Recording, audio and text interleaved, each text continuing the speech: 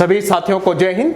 दोस्तों, मैं आपका दोस्त, आपका मित्र डॉक्टर अशोक शर्मा एक बार फिर से आप सब लोगों का आपके अपने YouTube चैनल जीके आंसू जी के ट्रिक में स्वागत करता हूं। दोस्तों, इससे पहले वाली जो हमारी क्लास थी उस क्लास के लिए आप सब लोगों का बहुत बहुत आभार। आप लोगों ने क्लास को बहुत सराहा, आप लोगों ने बहुत शेयर किया, बहुत शानदार शानदार कमेंट्स आपने किए और आपके उन कमेंट्स से मुझे मोटिवेशन मिलता है और आज इसीलिए मैं आप लोगों के साथ एक बार फिर से हूं। दोस्तों, आपको इंग्लिश से डरने की कोई आवश्यकता नहीं है। बहुत सारे बच्चों ने कमेंट किया कि राजस्थान के शेखावटी के बच्चे इंग्लिश से डरते हैं। बेटा, डरने की कोई आवश्यकता नहीं है। मैं आप लोगों के साथ हूं और बहुत धीरे धीरे हम बहुत आराम से एक एक बिंदु को बहुत अच्छे ढंग से समझते हुए आगे बढ़ेंगे, तो फिर डरने की कोई आवश्यकता नहीं है। अब हम अपनी क्लास पे आते हैं। दोस्तों, पिछली क्लास में हमने जो टॉपिक पढ़ा उस टॉपिक का नाम है सब्जेक्ट वर्ब एग्रीमेंट। कौन सा टॉपिक पढ़ा बेटा? हमने सब्जेक्ट वर्ब एग्रीमेंट पढ़ा।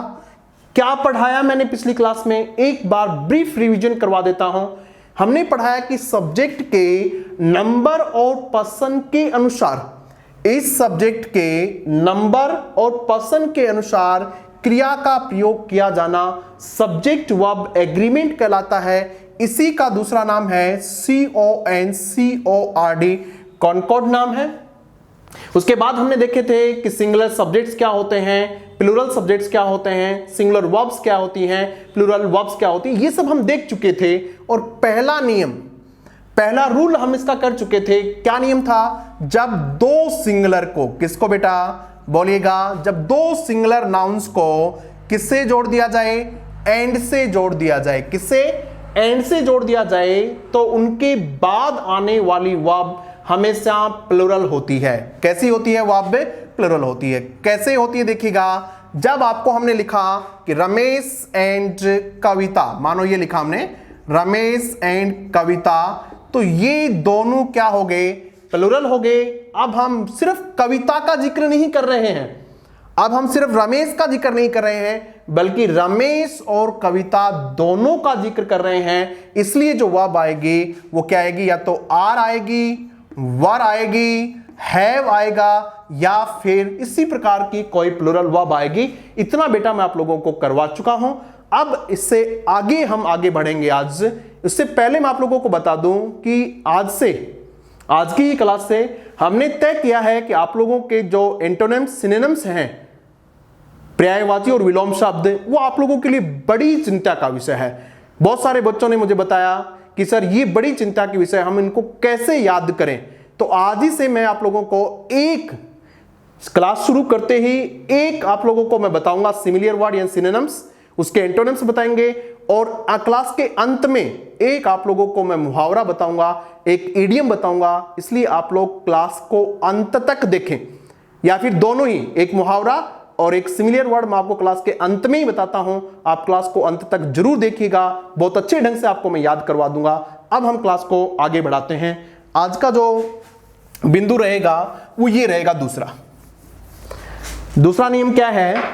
ऐसा हो ऐसा जरूरी नहीं है कि हमेशा ऐसा ही लिखा जाए कि राम एंड हिज फ्रेंड्स, ऐसा लिखा जाए राम एंड हिज फ्रेंड, ऐसा लिखा जाए जरूरी नहीं है। ये ऐसे भी लिखा जा सकता है कि Ram and not his friend, ऐसा भी तो लिखा जा सकता है। लिखा जा सकता है ना। यहां क्या जुड़ा हुआ है देखिएगा, ध्यान से समझिएगा बेटा एक एक चीज को, और नोट जरूर कर लीजिएगा। आप अपनी नोटबुक वगैरह में इनको नोट करते रहिएगा। यहां किससे जुड़ा हुआ है? एंड से जुड़ा हुआ है। ठीक है, यहां एंड से तो जुड़ा हुआ है। बच्चा गलती ये करता है कि वो यहां तक देखता है, आगे नहीं देखता है। ये एंड नोट से जुड़ा हुआ है। समझ में आ गई बात? दो सिंगुलर, राम भी सिंगुलर और हिज फ्रेंड ये भी सिंगुलर, जो एंड से नहीं जुड़े हुए हैं बल्कि किससे जुड़े हुए हैं? एंड नोट से जुड़े हुए हैं। ध्यान दीजिएगा, समझिए बात को। जब एंड की बजाय एंड नोट से जुड़े हों तो वर्ब कैसी आनी चाहिए, ये कॉन्सेप्ट आज हम समझेंगे। तब वर्ब जो है वो प्लूरल नहीं आनी चाहिए। बच्चा गलती करेगा, एंड देखते ही प्लूरल लिखेगा, नहीं। तब वर्ब कैसी आनी चाहिए? तब वर्ब आनी चाहिए पहले वाले के अनुसार। किसके अनुसार, ध्यान से समझिएगा, दो है इसमें, पहले राम और दूसरे नंबर पे कौन, हिज फ्रेंड, दो है ना। तब वर्ब किसके अनुसार आनी चाहिए, पहले वाले के अनुसार, यानी पहले कौन है, राम है। राम यदि सिंगुलर है तो आपकी वर्ब भी कैसी होनी चाहिए बेटा, सिंगुलर। और यदि यहां मानो ये ऐसे लिख दिया जाए जिस तरह से his friends, FRIENDS, his friends and not Ramesh, ये ऐसे भी लिखा जा सकता है, his friends and not Ramesh लिखा जा सकता है। अब बताइए इसमें वर्ब कैसी आएगी, ये एंड से नहीं जुड़ा हुआ है, किससे, एंड नॉट से जुड़ा हुआ है। एंड से जुड़ता तो हम जानते हैं कि वर्ब कैसी आनी चाहिए, प्लुरल आनी चाहिए, लेकिन ये जुड़ा हुआ है एंड नॉट से, तो वर्ब आएगी पहले वाले के अनुसार। आप ध्यान से समझ लीजिएगा, नोट कर लीजिएगा, वर्ब जो आएगी वो किसके अनुसार आएगी, पहले वाले के अनुसार आएगी। पहले यहां किस प्रकार का नाउन है, देखिए फ्रेंड्स लिखा हुआ है, ये देखो एस लगा हुआ है, FRIENDS, क्या लगा हुआ है, फ्रेंड्स लिखा हुआ है, तो ये निश्चित रूप से क्या है, ये प्लुरल है, बहुवचन है ना, और बहुवचन है तो वर्ब भी कैसी आएगी, बहुवचन आएगी। क्या समझे बेटा आप लोग, हम ये समझे कि जब दो सिंगुलर नाउन, जब दो नाउन एंड की बजाय, एंड से नहीं, किससे जुड़े हों, एंड नोट से जुड़े हों, या फिर नोट एंड से जुड़े हों। कई बार ये नोट एंड भी दे देता है, कोई समस्या नहीं, एक ही बात है, एंड नोट हो तो भी वही बात है और नॉट एंड हो तो भी वही बात है। तो वर्ब किसके अनुसार आनी चाहिए, न तो सिंगुलर आनी चाहिए न प्लुरल आनी चाहिए, पहले वाले के अनुसार आनी चाहिए। ये याद कीजिएगा, पहले वाले के अनुसार। यदि पहले सिंगुलर है तो आपकी वर्ब भी कैसी होगी, सिंगुलर। पहले प्लुरल है तो आपकी वर्ब भी कैसी होगी, प्लुरल। क्या ये बात समझ गए बेटा आप अच्छे से, आप नोट कर लीजिएगा, मैं इसका नियम लिखवा देता हूं, ये देखिएगा। अब इसको आप पे अच्छे से नोट कीजिएगा, मैं नोट करवा देता हूं आप लोगों को। आप सब लोग अपनी कॉपी पेन लेके जरूर बैठा करें। नियम लिखिएगा, क्या था, दूसरा नियम है, जब दो नाउन्स को, जब दो संज्ञाओं को, दो नाउन्स, दो सब्जेक्ट कर दो को, ये सिंगुलर भी हो सकते हैं प्लुरल भी हो सकते हैं, इसलिए हमने क्या लिख दिया, जब दो नाउन्स को, नाउन यानी संज्ञा, नाउन यानी सब्जेक्ट की बात करें, जब दो सब्जेक्ट्स को किससे जोड़ दिया जाए, एंड की बजाय, ऐसा लिखिएगा स्पष्ट, एंड की बजाय, क्या लिखेंगे अपन, एंड की बजाय, क्यों कंफ्यूज करेगा इसलिए हमने यही लिख दिया, एंड की बजाय नॉट एंड से जोड़ दिया जाए। किससे, नॉट एंड से जोड़ दिया जाए। किससे जोड़ दिया जाए भाई, नॉट एंड से। तो वर्ब हमेशा पहले वाले के अनुसार, वर्ब हमेशा पहले वाले कर्ता के अनुसार, किसके अनुसार भाई, पहले वाले कर्ता के अनुसार आएगी। समझ में आ गई। एक बार आप इसका स्क्रीनशॉट लेना चाहें तो ले लें और उसके बाद हम इसको आगे बढ़ाएंगे, ठीक है। तो ये बात हमारे समझ में आ गई। अब हम इसके एग्जाम्पल्स देखेंगे, एग्जाम में कैसे पूछेंगे आपसे, पटवारी कैसे बनेंगे आप इनको सोल्व करके, वो हम अब देखेंगे। इनको देखिएगा, मानो सेंटेंस हमारा है रोहित, ये सेंटेंस हम लिख रहे हैं, Rohit and not his friends, FRIENDS, Rohit and not his friends, Rohit and not his friends. आपके यहां खालिस्तान छोड़ दिया हमने, यहां लिख दिया अपन हैज, हैव, और एक लिख दिया इज, और एक लिख दिया आर, क्योंकि चार ऑप्शन आएंगे कम से कम। आगे लिखा आपने गॉन टू आगरा, ये सेंटेंस हमने लिख दिया बेटा, ठीक है, समझ में आ रहा है। अब देखिएगा आपको इसमें वर्ब कौन सी आएगी। हमने देखा सबसे पहले एंड से जुड़ा हुआ है, लेकिन एंड के बाद में क्या लगा हुआ है, बोलिए भी क्या लिखा हुआ है, एंड के बाद नोट भी लगा हुआ है, इसलिए वर्ब किसके अनुसार आएगी, ये पूरा सब्जेक्ट माना जाता है। ये पूरा क्या माना जाता है, सब्जेक्ट। इसमें एक सब्जेक्ट वर्ड होता है, यानी एक वर्ड जिसके अनुसार क्रिया आएगी वो ये है या ये है, यही तो समझ रहे हैं हम। और वो वर्ड कौन सा इसमें, ये है रोहित। किसकी वजह से, इसकी वजह से, एंड नोट की वजह से। और रोहित क्या है, सिंगुलर है। आप जानते हैं रोहित क्या है, एक वचन है, और एक वचन है तो वर्ब भी क्या आएगी, एक वचन आएगी। अब आते हैं अपन ऑप्शंस में, ठीक है। ऑप्शन हमारे पास ये है, हैज ऑप्शन है, HAS, ये है HAVE, हैव, और ये है इज, और ये है आर, ठीक है। हमारे पास चार ऑप्शन है। चार में से देखिएगा सिंगुलर कौन कौन है। पहले ये हैव प्लूरल है, इसको हटा दो पहले ही, ये नहीं आ सकता किसी भी हाल में। आर ये भी नहीं आ सकता। अब कितने बच गए, दो बच गए, एक इज और एक हैज। थोड़ी मेहनत और कर लेते हैं। यहां देखिएगा कौन सी वर्ब है, थर्ड फॉर्म है। जब थर्ड फॉर्म हो तो उसके साथ हैज या हैव का प्रयोग किया जाना चाहिए, इज एम आर का प्रयोग नहीं किया जाना चाहिए। तो इसमें क्या आएगा बताइएगा भाई, हैज आ जाएगा इसमें। इसका सही आंसर क्या होना है, हैज होना। तो क्या ये कॉन्सेप्ट आप समझे। अब हम एक क्वेश्चन लिखते हैं एरर का, क्योंकि आपके एग्जाम में एरर पूछे जाने हैं, इससे बेस पे ही लिखेंगे, इसी कॉन्सेप्ट को बना के लिखेंगे। देखिएगा, Rahul and not his parents are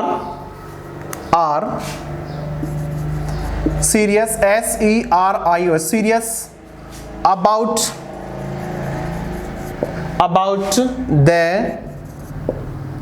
studies, STUDIES, about the studies, ठीक है। ये सेंटेंस आपने लिख लिया, थोड़ा ऊपर का मिटा देते हैं, आपको साफ अच्छे से दिख जाएगा। ये देखिएगा भाई, ठीक है। आपको चीजें एकदम साफ और क्लियर दिखनी चाहिए। कई बच्चे ऐसे हो सकते हैं जिनको क्रैसी उन्होंने कभी नहीं लिखी इंग्लिश, तो हो सकता है कि उनको हैंडराइटिंग थोड़ी ऐसे लगे कि भाई सर तो जोड़ जोड़ के लिख रहे हैं। बेटा इंग्लिश जोड़ जोड़ के ही लिखी जाती है। फिर भी मैं कोशिश कर रहा हूं कि आपको अच्छे से समझ आ जाए, और स्पेलिंग को 2-3 बार बोलूंगा अभी। क्या है, Rahul and not his parents, ठीक है। उसके बाद लिखा हुआ है, ये पेरेंट्स लिखा हुआ है, उसके बाद आर लिखा हुआ है, सीरियस लिखा हुआ है, अबाउट द स्टडीज। ये सेंटेंस आपको बताना है इस सेंटेंस में एरर कहां है, इस सेंटेंस में गलती कहां, ये ढूंढना है बेटा आपको। कैसे ढूंढोगे, ये हमें पकड़ा कि एंड नोट से जुड़ा हुआ है, और एंड नोट में वर्ब किसके अनुसार आनी चाहिए, पहले वाले के अनुसार आनी चाहिए। पहले कौन है, बोलिएगा कौन है, सब बच्चे बोलेंगे क्या है, पहले राहुल है पहले। और राहुल कैसा है, एक वचन है, और ये क्या है, ये बोलिएगा क्या है, ये बहुवचन है। आपको लगना चाहिए बेटा कि आप लोग मेरे सामने क्लास में मेरे सामने बैठे हो, बिल्कुल ऐसा लगना चाहिए क्लास में मेरे सामने बैठे हो, और मैं आपको क्लास में पढ़ा रहा हूं, बिल्कुल लाइव क्लास, बिल्कुल एकदम जीवंत क्लास हमारी होनी चाहिए। तब चीजें आपको बहुत अच्छे से समझ आएंगी। आप लोग रिस्पॉन्ड करते रहे मुझे। ये प्लूरल हुआ और ये क्या हुआ, सिंगुलर हुआ। इसका मतलब मामला बैठा नहीं, क्या नहीं हुआ, एग्रीमेंट नहीं हुआ। और ये जो पोर्शन है ये क्या, इसमें गलती है, एरर है, इसकी जगह क्या आना चाहिए था, इज आना चाहिए था। ये जिस भी ऑप्शन में होगा, मानो यहां तक ए आया, यहां तक बी आया, यहां तक सी आया, और यहां आ गया नो एरर, तो ये कौन से में आ गया, सी वाले पोर्शन में आ गया। इस तरीके से आप इसका एरर निकालेंगे, एरर क्लियर कर देंगे। चीजें समझ में आ गई बेटा।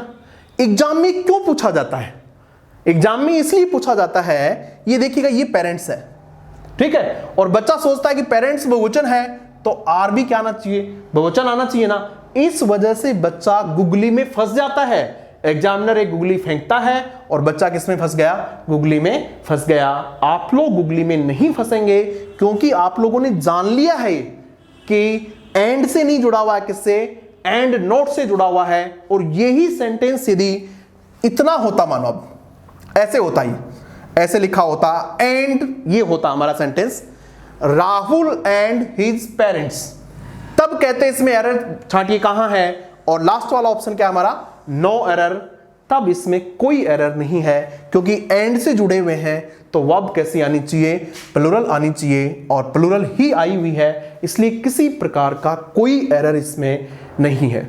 तो मैं मानता हूं कि यह चीज आपकी बिल्कुल समझ आ गई होगी। अब हम इससे आगे वाला बिंदु लेके चलते हैं, इसी टॉपिक का नेक्स्ट पॉइंट लेके चलते हैं। देखिएगा कैसे, नेक्स्ट पॉइंट देखिएगा, मैं कुछ फ्रेजेस बोर्ड पे लिख रहा हूं, कुछ फ्रेजेस बेटा मैं बोर्ड पे लिख रहा हूं। अगर आपको वो फ्रेजेस कैसे समझ में आती हैं देखना, आप उनको कोशिश कीजिएगा पहचानने की। ये फ्रेज लिख रहा हूं मैं, EVERY, every boy and every girl. समझ में आ रहा है आपको? Every boy and every girl, and से तो जुड़ा हुआ है, यानी अभी तक जो हम पढ़ रहे हैं वो एंड के ही पढ़ रहे हैं। जो रूल हम पढ़ रहे हैं वो क्या पढ़ रहे हैं? एंड से रिलेटेड रूल पढ़ रहे हैं। पहला पढ़ा, दूसरा पढ़ा, अब तीसरा पढ़ रहा है। तीसरा हमने पढ़ा एंड से, तो जुड़े हुए हैं, लेकिन एक नई बात और आ गई इस बार। वो क्या है कि इन जो नाउन्स हैं इनके साथ एवरी का प्रयोग किया हुआ है। यहां भी किसका प्रयोग किया हुआ है बेटा? एवरी का प्रयोग यहां भी किया हुआ है। आपको बताना है अगर ये सब्जेक्ट हो तो आपकी वर्ब किस प्रकार की आएगी। ये कॉन्सेप्ट हम, ये पॉइंट हम अब समझने वाले हैं। ठीक है, ये ऐसे भी लिखा जा सकता है, एवरी, एवरी यानी प्रत्येक, एवरी के बाद हमेशा एक क्वेश्चन आता है, ध्यान रखना। एवरी बॉय एंड गर्ल, ये है एवरी बॉय एंड गर्ल। अब कैसा आएगा? देखिएगा दोनों में क्या डिफरेंस है, कोई अंतर है क्या दोनों में? क्या अंतर है दोनों में? इसमें एवरी इसके साथ भी है और इसमें एवरी इसके साथ भी है।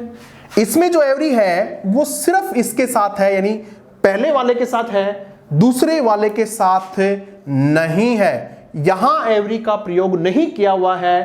तब कैसे आएगा ये जानेंगे हम आज। ठीक है, तीसरा देखिएगा, अगर ऐसा लिखा हो ये each boy and each girl, ये लिखा हो, तब जानना है वर्ब कैसे आएगी, ये पता करना है हमें। अब की बार क्या है देखिएगा, ईच का प्रयोग है एवरी के स्थान पे, यहां भी ईच का प्रयोग है। इसको भी ऐसे लिखा जा सकता है, जिसमें इसमें दोनों के साथ था, इसमें एक के साथ था, इसमें दोनों के साथ है, ये ऐसे भी हो सकता था, each boy and girl. Each नहीं लिखते हैं, मानो यहां गर्ल लिख देते हैं, क्योंकि देखिएगा एग्जामिनर जो है वो किसी भी प्रकार के क्वेश्चंस पूछ सकता है। हमें सभी तरीके से तैयार रहना चाहिए। बहुत अच्छे स्तर की अंग्रेजी आपको पढ़नी है बेटा, क्योंकि आपका हक बनता है, आप सब लोगों का हक बनता है कि आप बहुत अच्छी अंग्रेजी पढ़ें। आप सब लोगों का हक बनता है, गांव में दूर दूर तक बैठे हुए बच्चों को, उनका भी ये हक बनता है कि वो भी बहुत अच्छी अंग्रेजी सीखें, बहुत अच्छे स्तर की अंग्रेजी सीखें। तो ये हम देख रहे हैं, इसमें क्या आएगा, बस ये कॉन्सेप्ट है। सिंगुलर आएगा, प्लूरल आएगा, ये जानना है। मैं आपको बता दूं बेटा, इन सब में सिंगुलर वर्ब आएगी, इन सब में एक वचन क्रिया आएगी। इन सब में कैसी क्रिया आएगी? एक वचन। यहां भी कैसी क्रिया? एक वचन। यहां भी कैसी क्रिया? एक वचन। और यहां भी कैसी क्रिया? एक वचन आएगी। शायद आप नियम समझ गए होंगे, नहीं समझे होंगे तो मैं आपको नियम एक बार समझा देता हूं फिर से। क्या नियम समझा है हमने ये नियम समझा है कि जब दो एक वचन नाउन, ये देखिएगा दो एक वचन नाउन है, जैसे जैसे मैं नियम लिखूंगा वैसे वैसे चीजें आपको समझ आनी चाहिए। जब दो एक वचन, आप लिख लो या तो अभी लिख लो, जैसे मैं समझाता जा रहा हूं, लिखते भी जाओ। जब दो एक वचन नाउन दिख रहे हैं आपको, कहां? एक यहां दिख रहा है और एक यहां दिख रहा है। जब दो एक वचन नाउन किससे जुड़े हों? एंड से जुड़े हों, ये भी दिख गया। लेकिन ईच या एवरी से, या तो एवरी से या किससे? ईच से, ईच या एवरी से मॉडिफाइड हो, तब उनके बाद आने वाली वर्ब एक वचन होती है, एक वचन होती है, एक वचन होती है। समझ में आ गई बात आपके? आप इसको बहुत सुंदर शब्दों में नोट भी कर लें। क्या नोट करेंगे? मैं करवा देता हूं आप लोगों को नोट। आप यहां लिख दीजिएगा, नियम लिख लो एक बार। क्या नियम है इसका? जब दो एक वचन, जब दो एक वचन एंड से जुड़े हों, किससे जुड़े हों भाई? एंड से जुड़े हों, लेकिन ईच या एवरी से मॉडिफाइड हों। किससे? ईच या एवरी से मॉडिफाइड, MODIFIED, मॉडिफाइड यानी उनसे पहले ईच और एवरी आए, तो वर्ब हमेशा कैसी आती है? सिंगुलर आती है, एक वचन आती है। अब एक बार इसका आप स्क्रीनशॉट ले लें ताकि आपको चीजें समझ आ जाए। ठीक है, क्लियर होगी बात? आपने इसको देख लिया। अब हम इसके एग्जाम्पल्स लिखेंगे, बहुत सारे एग्जाम्पल्स करेंगे। एग्जाम में कैसे पूछे जाएंगे वो सारी चीज हम देखने का प्रयास करेंगे। देखो कैसे। बहुत अच्छे से धीरे धीरे चीजों को हम आगे बढ़ा रहे हैं, आपको समझ आना चाहिए। ये सेंटेंस है, मानो every teacher TEACHER, her teacher and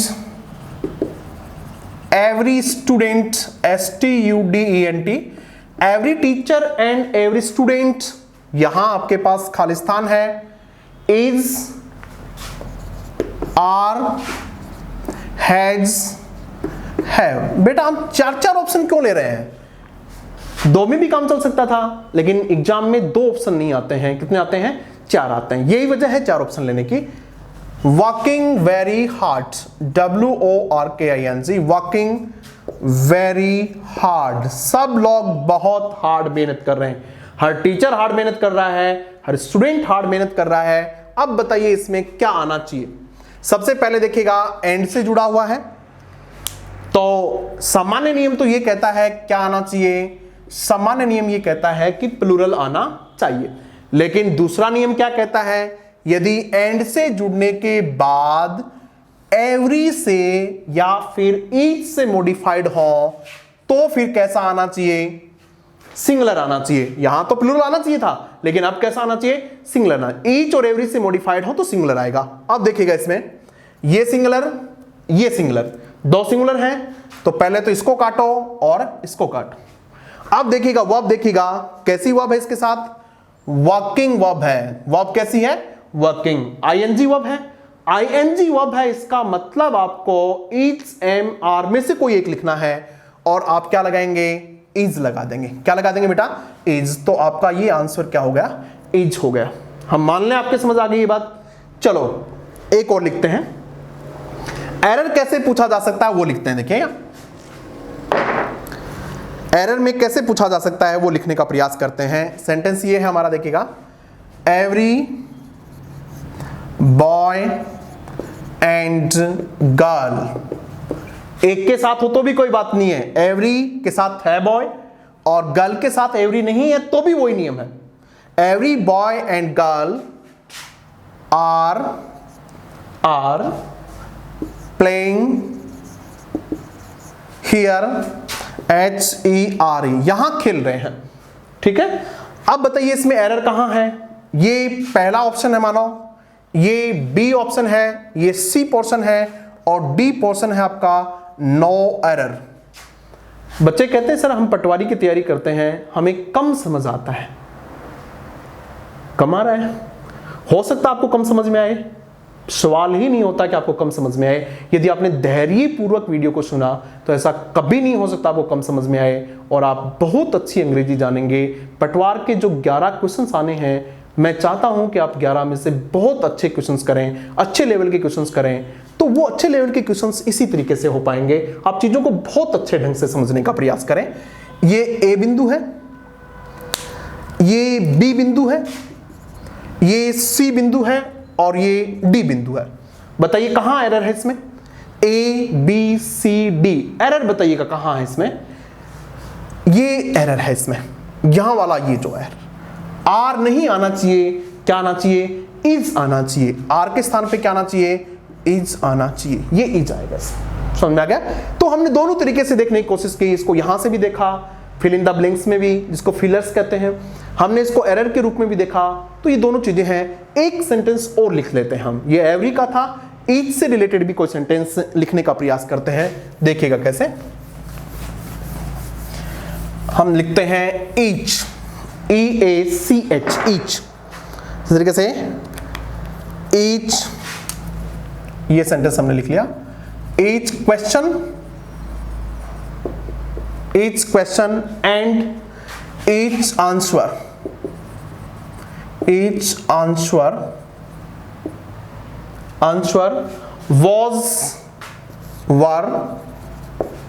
was और वर।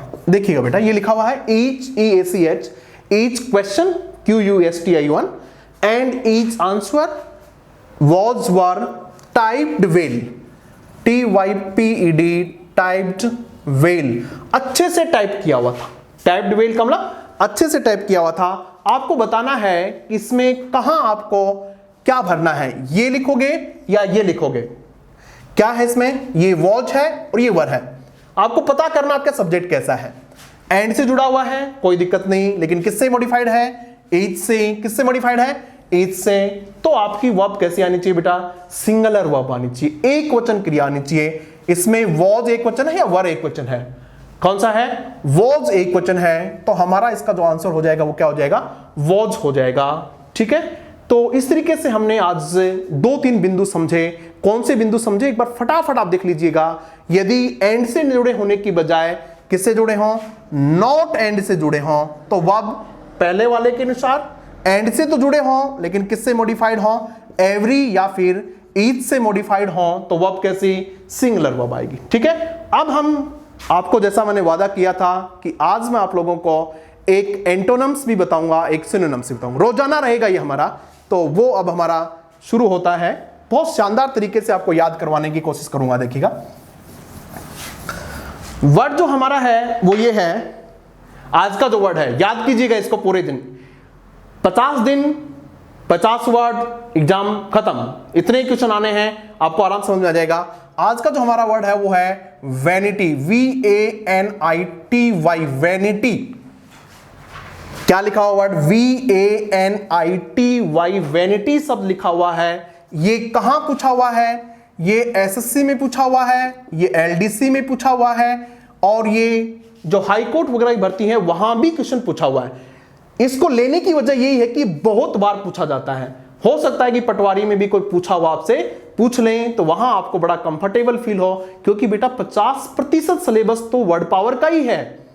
इसके सिमिलर वर्ड हम लिखते हैं। सबसे पहला वर्ड वैनिटी का मतलब होता है घमंड, अपने आप के बारे में बहुत कुछ कहना, वो होता है घमंड, जिसको आप लोग कहते हैं pride, PRID, pride. Vanity, vanity का मतलब घमंड, वैनिटी का मतलब घमंड, और घमंड का मतलब प्राइड। तो प्राइड तो जानते ही हो, ठीक है, जिसके पास वैन है, ऐसे याद कर लो, VAN, वैन, वैन इन गाड़ी होती है मानो, जिसके पास वैन है वो क्या करता है, घमंड करता है। क्या करता है, घमंड करता है, प्राइड करता है। उसका दूसरा वर्ड है कंसीट, CONCEIT, कंसीट का मतलब भी क्या होता है, घमंड करना है। इसको कैसे याद करोगे, फिर वो किसी को सीट पे नहीं बैठाता है। किस पे नहीं बैठाता है, सीट पे नहीं बैठाता है, कंसीट। तो उसको क्या है, घमंड है। 2 वर्ड हमने याद किए, प्राइड, कंसीट। तीसरा याद करेंगे एरोगेंस, ARROGANC। एरोगेंस का मतलब भी क्या होता है, घमंड होना होता है, वो अकड़ गया है। एरोगेंस से कैसे याद करोगे, अकड़ गया है। वर्ड क्या था, वैनिटी, वैनिटी वैन है, उसके पास घमंड हो गया, घमंड हो गया, प्राइड हो गया, प्राइड हो गया, किस पे नहीं बैठाता है, सीट पे। कंसीट वर्ड ले लिया, कंसीट के बाद हमने क्या वर्ड लिया, एरोगेंस वर्ड लिया। एरोगेंस भी क्या होता है, घमंड होता है। उसके बाद एक वर्ड और देखिए, हॉटीनेस, HAUGHTI, हॉटीनेस। हॉटीनेस भी क्या होता है, घमंड होता है। हॉटीनेस ये भी क्या होता है, घमंड होता है। तो कुछ वर्ड्स मैंने आप लोगों को इसमें समझाने की कोशिश की है, ये वर्ड आपको याद रह जाने चाहिए। और वर्ड लिख दें बहुत सारा, इगोइज्म, EGOISM, इगोइज्म। आपने याद किया होगा, ईगो हो गया उसको बहुत ज्यादा, क्या हो गया, ईगो। तो एक वर्ड और होता है नार्सिसिज्म, NARCISSISM, नार्सिसिज्म। ये वर्ड बहुत बार पूछा हुआ, याद करना, NARCISSIM, नार्सिसिज्म। यानी उसको आप में नार्सिसिज्म, बहुत ज्यादा घमंड होना, ये क्या है इसका। ये सारे के सारे वर्ड क्या थे बेटा, वैनिटी के। और बहुत सारे वर्ड हैं, लेकिन आपको जो याद करने हैं, प्राइड, कंसीट, एरोगेंस और नार्सिसिज्म, ये वर्ड आपको याद करने हैं। ठीक है, थैंक यू वेरी मच।